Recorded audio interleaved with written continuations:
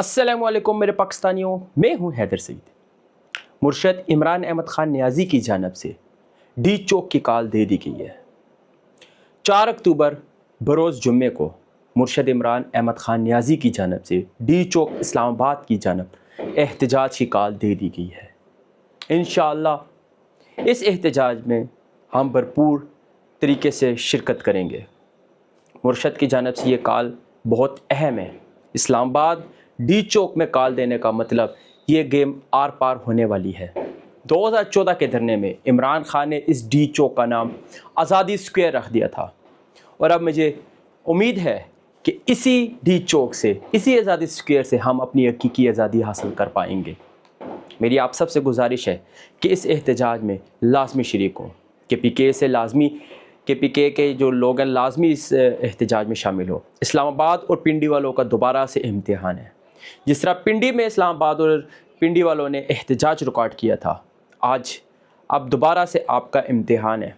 आप लोगों ने डी चौक पे अपनी पोजीशन मजबूत बनानी है।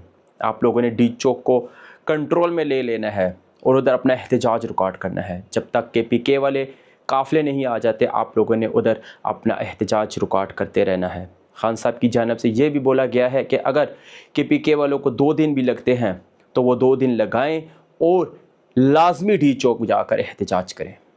मेरी आप सबसे गुजारिश है कि इस एहतजाज में लाजमी शामिल हो और इस कॉल को फ़ाइनल कॉल समझकर इसमें शरीक हो।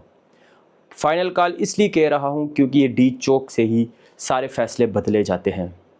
डी चौक के आगे शरअ दस्तूर है, जहाँ पे पार्लियामेंट है, सुप्रीम कोर्ट है, आपकी नेशनल असम्बली आती है, प्रेसिडेंट हाउस है, प्राइम मिनिस्टर हाउस है, हाई कोर्ट है।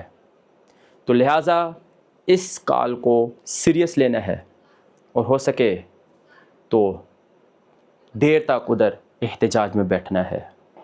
मिलते हैं इंशाअल्लाह डी चौक में जुम्मे को। जुम्मे की नमाज के बाद आपको वहाँ पर नज़र आएंगे। शुक्रिया, मिलते हैं डी चौक।